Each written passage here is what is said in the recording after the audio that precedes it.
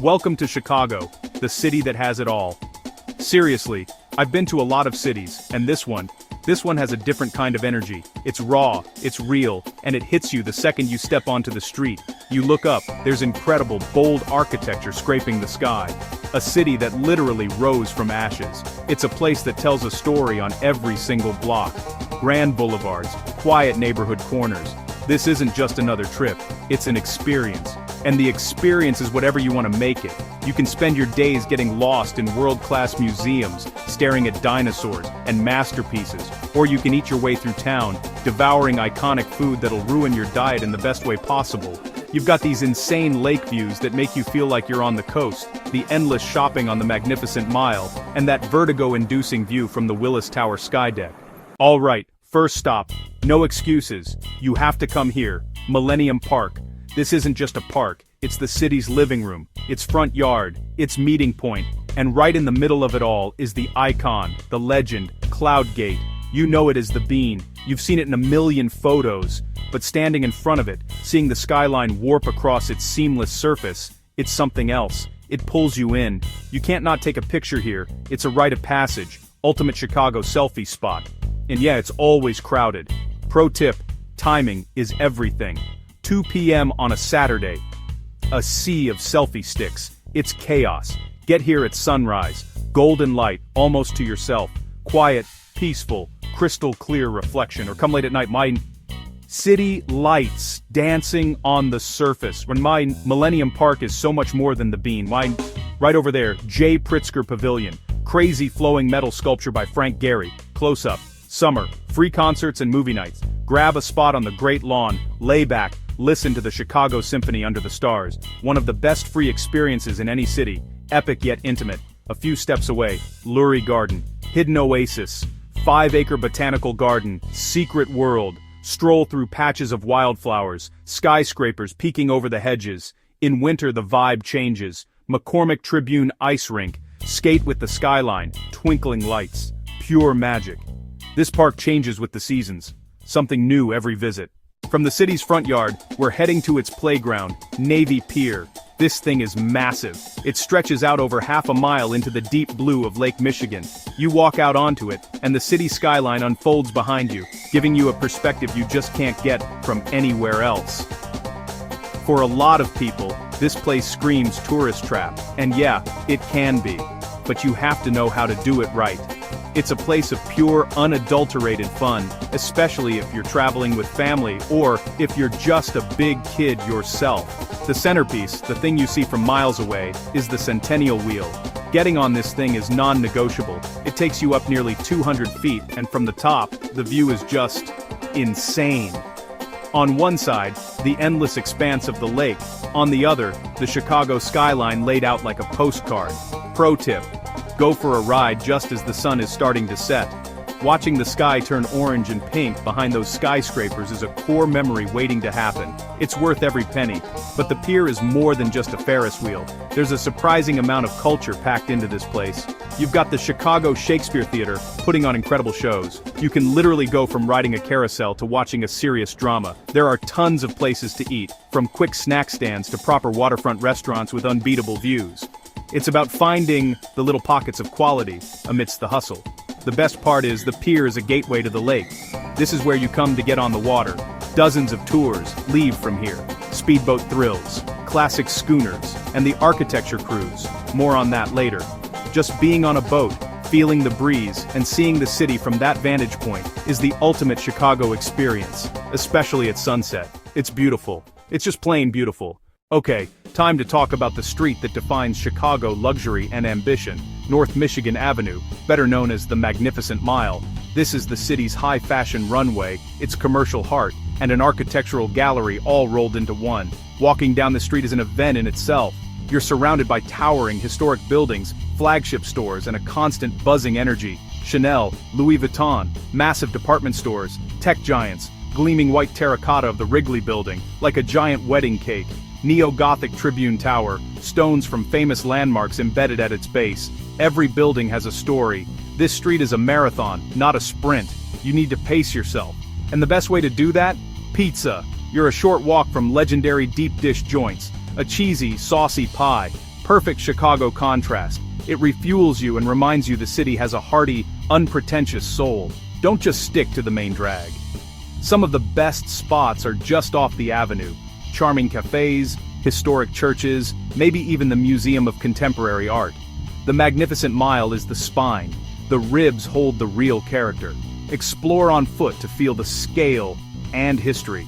It's a full-day adventure, easily. Chapter 4. If the lake is Chicago's ocean, the river is its soul. For decades the river was purely industrial, but now, the Chicago Riverwalk has completely transformed it, turning the city's backyard into its front porch. Down here the noise fades, boats glide by and canyons of steel and glass rise on either side. Sections shift from trendy open-air bars and restaurants with people sipping wine to murals and public art. It's social, it's scenic, and it's incredibly cool. You'll find quiet gardens, fishing piers, and places to sit and watch the world go by. A masterpiece of urban design for locals and first-timers alike. Must do, the Architecture River Cruise. For 90 minutes, a great guide tells Chicago's story through its buildings, under bridges looking straight up at icons. At night, the reflections shimmering on the water are breathtaking. Do not skip this. Chapter 5. Just south of Grant Park, an incredible peninsula juts into the lake, home to a trifecta of knowledge, the museum campus, 3 of Chicago's best institutions within a short walk, travel back in time, dive the oceans, fly to the galaxy, all in one afternoon. The setting is stunning, with epic, unobstructed skyline views. First up, the Field Museum, a temple to natural history. You're greeted by Maximo, the largest dinosaur, but the queen is Sue, the most complete T-Rex. Standing before this 67-million-year-old predator is humbling. Explore Egyptian tombs, glittering gems, and cultures and ecosystems across the earth. Next door, the Shedd Aquarium is magical, from vibrant coral reefs to the cold Pacific Northwest. Sharks circle overhead, playful sea otters, my favorite, beluga whales. Huge windows look out to Lake Michigan, like they're swimming in the lake. At the tip sits the Adler Planetarium, America's first. Mind-bending sky shows make you feel like you're flying through space. Standing on the steps looking back is the single best skyline view in Chicago. It's the money shot. Here's the hack. Get a city pass. It bundles these museums together and saves you a ton of cash. Culture, science, views. This cluster has it all. Chapter 6. In a city of skyscrapers, there is one that stands above them all, the Willis Tower. You might know it as the Sears Tower, once the tallest in the world and still dominating the skyline. The journey up is an experience. High-speed elevator, doors closed, pressure builds. You rocket skyward to the 103rd floor Skydeck. When the doors open, your jaw drops. On a clear day, they say you can see 4 states. The city sprawls beneath you like a map. The lake stretches to the horizon. Stadiums, parks, the street, grid. But the Skydeck has a secret weapon. The ledge. Glass boxes extending 4 feet from the building. You step out onto it, with 353 feet of air below. It is terrifying. It is thrilling. Your brain knows you're safe, but your legs will be shaking. The photos are absolutely wild. Time at an hour before sunset to see the city in 3 lights. Golden hour warmth, then the sun paints the sky. Then millions of lights flicker on. It's more expensive at peak, but worth it. Seeing day turn to night from up here is pure magic. Unforgettable. Chapter 8.